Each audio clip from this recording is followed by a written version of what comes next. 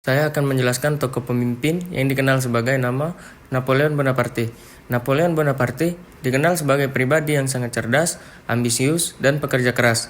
Ia memiliki daya ingat yang tajam, kemampuan analisis strategis yang luar biasa, serta kemampuan komunikasi dan persuasi yang tinggi. Meskipun badannya bertubuh kecil, yaitu tingginya sekitar 1,68 meter, ia memiliki karisma dan kehadiran yang kuat di mata prajurit dan rakyat. Ciri-ciri pribadi dari Napoleon yang dapat ditiru adalah sifatnya visioner dan ambisius, yaitu ia bercita-cita membentuk kekaisaran besar dan menyebarkan nilai-nilai revolusi Prancis ke seluruh Eropa. Kemudian, sikapnya yang disiplin dan perfeksionis. Ia menuntut ketepatan dan efisiensi dalam semua hal. Kemudian, pragmatis dan fleksibel.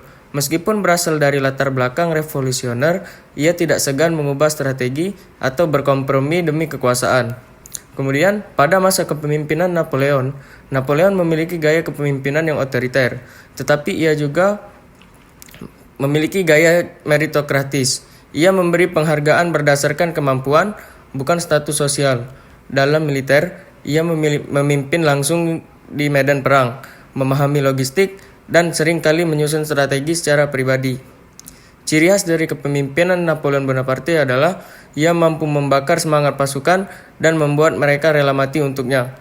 Kemudian strategis dan inovatif. Ia memperkenalkan berbagai inovasi dalam taktik militer seperti penggunaan korps yang mandiri dan fleksibel. Kemudian konsolidatif.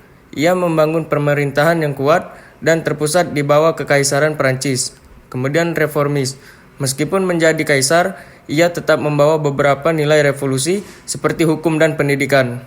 Pencapaian dan tindakan yang sudah dilakukan oleh Napoleon sebagai pemimpin yaitu naik ke kekuasaan, keberhasilannya di militer terutama kampanye di Italia pada tahun 1796 sampai 1797 dan di Mesir pada tahun 1798. Kemudian mengambil alih kekuasaan melalui kudeta 18 Brumaire itu pada tahun 1799. Kemudian menjadi konsul pertama dan akhirnya dinobatkan sebagai kaisar Prancis pada tahun 1804. Kemudian reformasi dalam negeri. Kode Napoleon, sistem hukum yang menekankan keadilan, kebebasan sipil, dan perlindungan hak milik. Kemudian reformasi pendidikan, membentuk sistem pendidikan nasional yang terstruktur, stabilisasi ekonomi, yaitu mendirikan Bank Prancis dan menstabilkan mata uang.